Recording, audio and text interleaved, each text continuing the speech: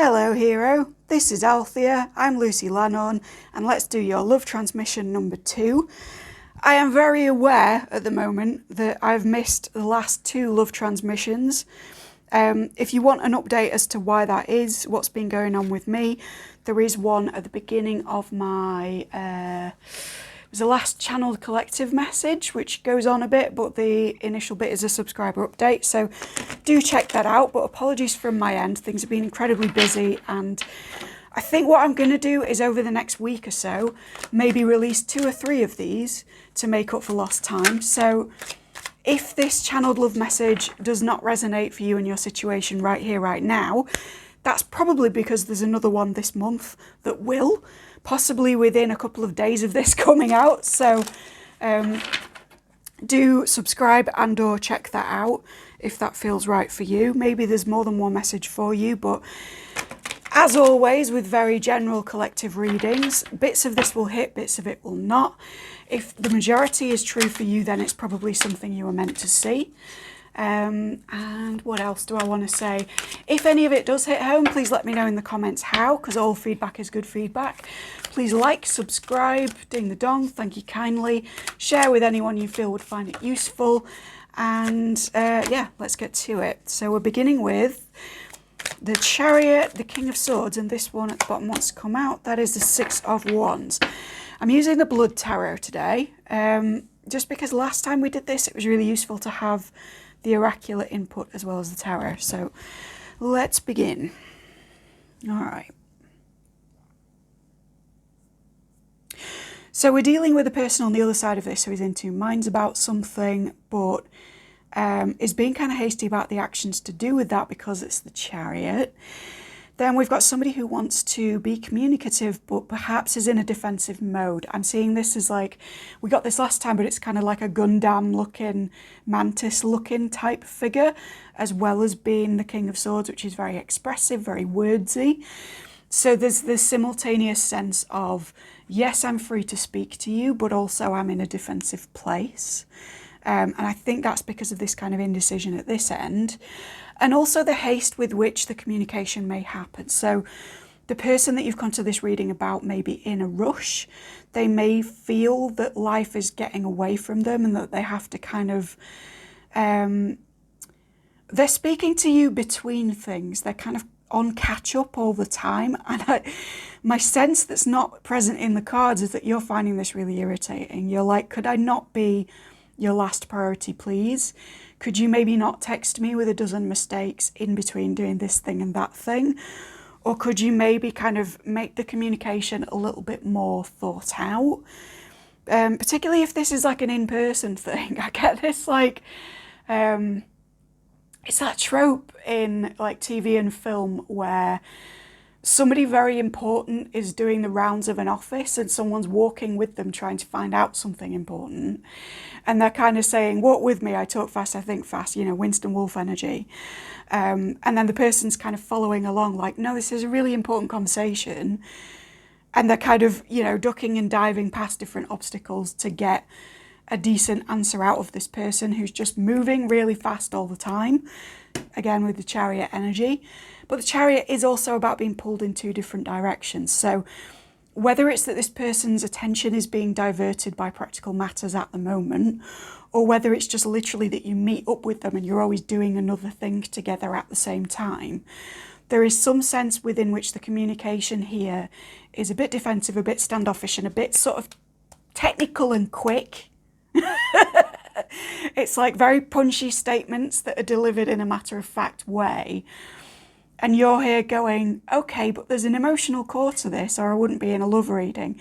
So where is your response to that emotional core specifically? Can we be less like we're writing some kind of paper and a little bit more like we're speaking to somebody we really care about? Now, with the 6 of Wands coming in, I do think that a better way of communicating is an eventuality for both of you. But I also feel like if you express to this person at the moment that that's something you want, I'm seeing this as somebody like giving the finger. So it's almost like they would be like, what are you on about? This is fine. And I don't think that's how they would normally speak to you, or even that it speaks to the quality of the connection. I think it's more that they're so stressed by whatever it is that they're grappling with at the moment that they don't want to have to justify themselves to somebody, and that's why they're in defensive mode. It's not that they're defending against you specifically, they've just got their armour on and you happen to be there. They're just walking fast and you happen to be walking with them. They're just in two minds and you happen to be wanting them to decide in one direction or another so that you can make your plans, right? So if you've challenged them on this in any way and they've been a bit abrupt or a bit reactionary, please do kind of know that it's not something that's aimed at you on a personal level. It's just that the way this person's having to operate at the moment with the stresses that they feel they're under. I want to say they feel they're under because I'm not sure how much of this is mental and possibly self-created, right? We've got swords, which is very ruminating. We've got wands, which is an imaginative creation. And we've got something associated with the sign of Cancer, which, as a Cancer, we can be very moody, reactionary. We can ruminate a lot on our emotional landscape. So some of this stress may be legit. Much of it may be just your person kind of digging themselves into a hole. If the flip side resonates, or if you're cross-watching, please check out the video on this channel that I've just put up about like a vaguely law of attraction technique to get your head back in the right space when your imagination is running wild with you, and sort of giving statements about what this person is doing behind your back, or what it is that they want, or why you can never be together, or whatever. For those of you who are in couples, that all still kind of hits, but it's just going to be in a different way. You're going to feel like your partner is a little busy for you for the time being. And I'm getting for some of you, like just because of other things that have resonated recently, this person may be wanting you, but only offering you a level of commitment that is very like uncommitted, be that they kind of only want something casual or polyamorous, or not to detract from that, but obviously it's a decision, right? It's a two-party thing. They may be pushing for that while you're not. But there's something going on here where they're like, kind of, sort of, because I don't want you to leave, but also not really. And you're there going, bro, right? Any gender, bro, the fuck, right? Yeah, so let's get more on this. Wow, okay.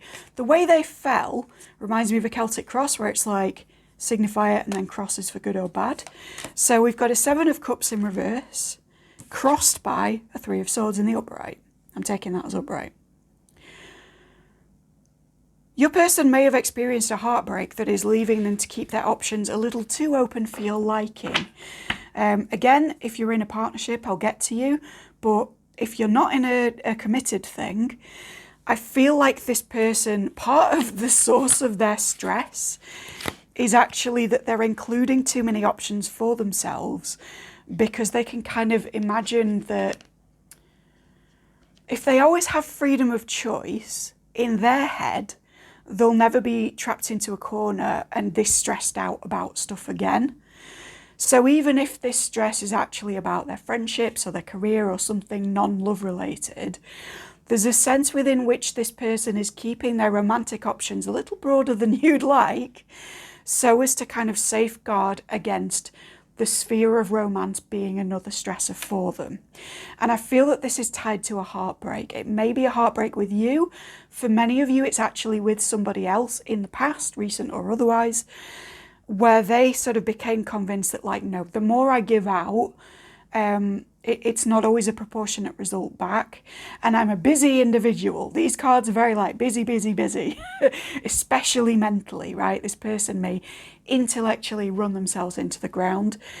And I think that because of that habit, they've somehow justified in the past that being in a more emotional and communicative and reciprocal space is the thing that broke their heart, when actually what I'm seeing is that what broke their heart was a difficult situation, an incompatibility, or indeed a knobhead from their past, right? So it's kind of nothing to do with you. And I feel you get a sense of this, and this is part of your frustration with the overall situation, because it's like, well, I'm not the one who did this to you.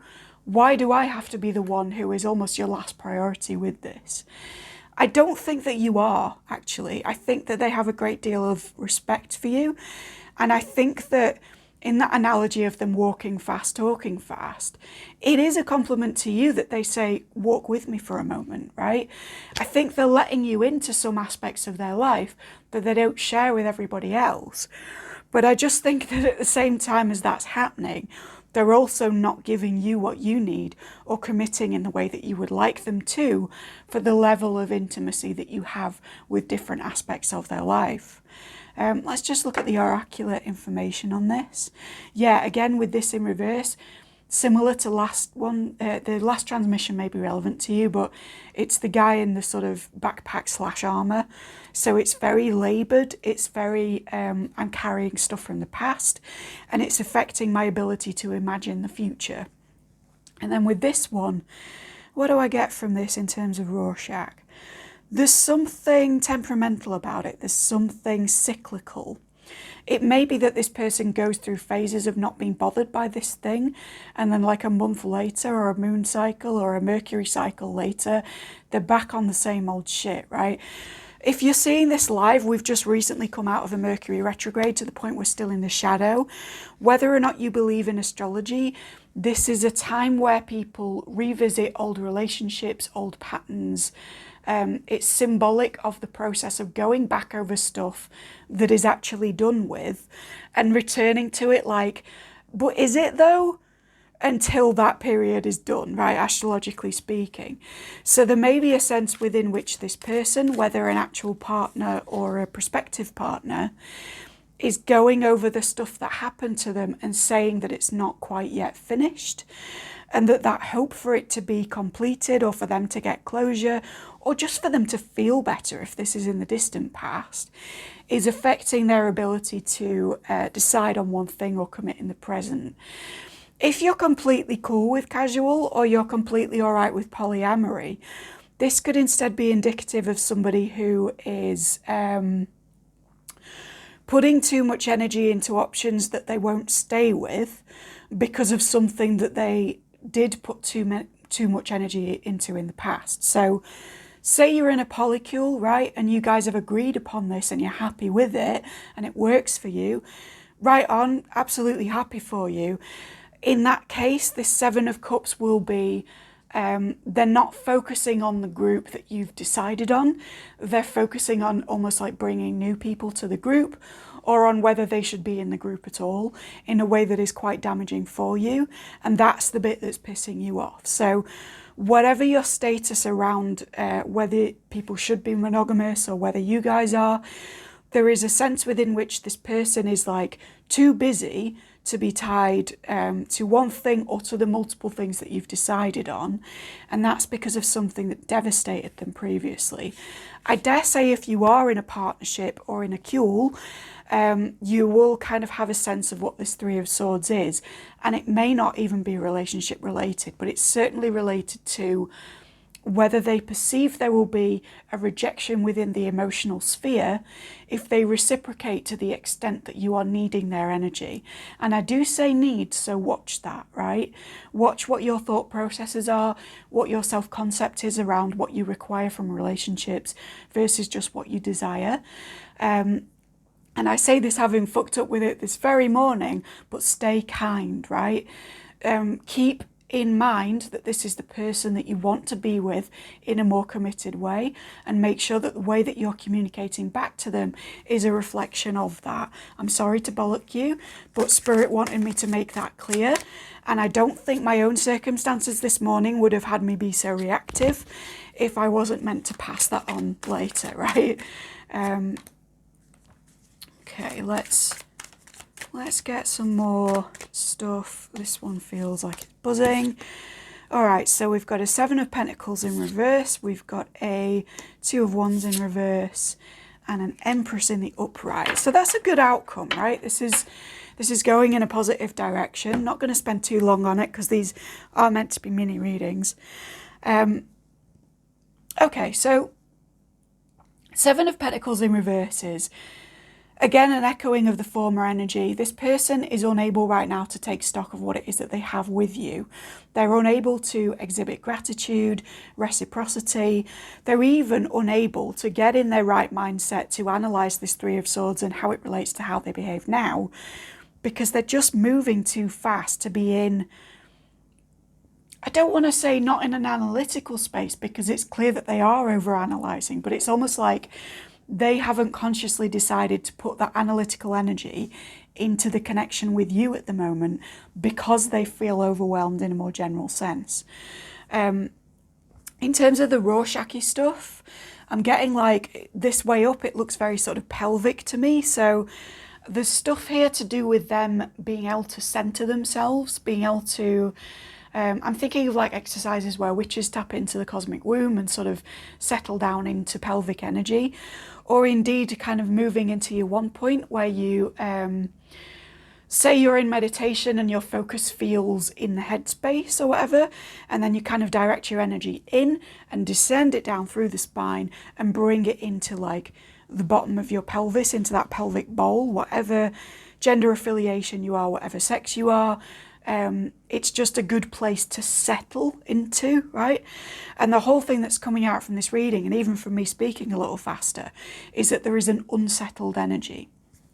Something that I would suggest, if you feel that you are the counterpart to this person, if you feel it's a twin flame or a soulmate kind of connection, or just that this is a very long-term energy, there may be a mirroring aspect to it. Check out my Mirrored Souls reading if you haven't. And in that sense, if you center yourself, this person is naturally going to follow suit and maybe wake up to the fact that there's other stuff going on that isn't directly to do with you, and that you're not actually a nuisance, or you're not asking for too much. It's just that they're kind of running on the spot, making themselves busy with this treadmill of rumination, right? So as I said with that previous exercise of bringing the awareness into kind of the third eye, descending down the spine, settling into the bottom part of your sitting position in terms of where your mind is, where your consciousness is. It makes more sense when you do it. Maybe try that and ground yourself using that, and see whether this person comes back to you a little more grounded once you've done that exercise and distracted yourself with the rest of your day. With the Two of Wands in reverse, this is kind of, they're not seeing an immediate future, they're not planning for anything, they do feel a little bit trapped. But also it's very much like, I'm getting like Gandalf, like shoving his staff into the ground, or someone about to hallow a compass, like shoving the stang into the earth. It's like very, I am here and now and that is it. So there's very fixed sign energy. Your partner may have strong fixed sign placements, or they just may be in a stubborn modality at the moment. They're very like, no, I said it's this way and I just don't have time for the other shit. They may even have expressed this because of where it's coming up in quite a hurtful way towards you. But again, I want to say it's not personal. It's just kind of how they're doing, where they feel that if they're not short and sharp and to the point with stuff, it's almost like they'll be going over the same point forever, kind of having to tiptoe around everybody else's emotions. And when I say everyone else, I want to reiterate, this isn't just about you, right? They may have sort of expressed in some way, low-key or high-key, that you're asking a bit much of them at the moment.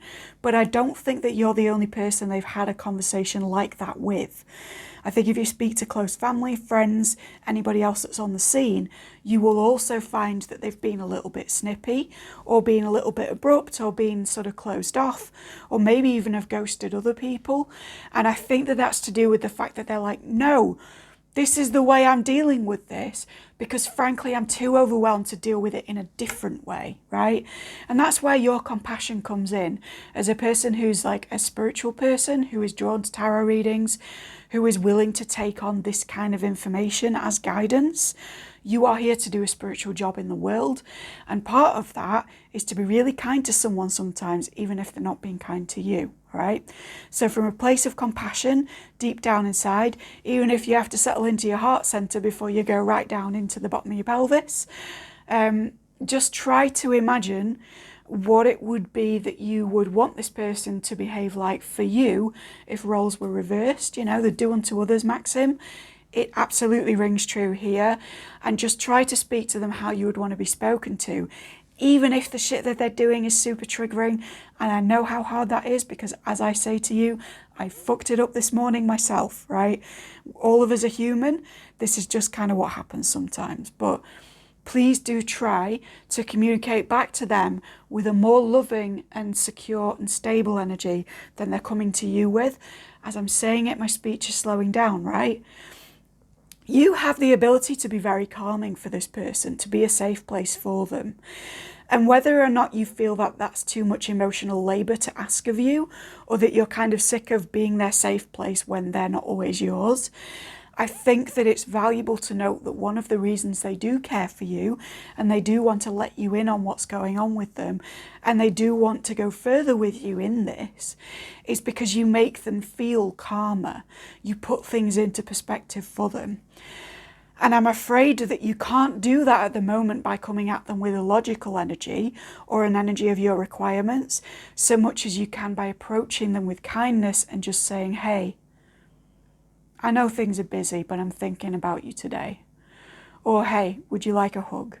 Or, I hope you're doing all right. Or whatever it is, you know, your version of soothing and calming, even if it's just that it's not appropriate to contact them at the moment, and all you can do is calm yourself down.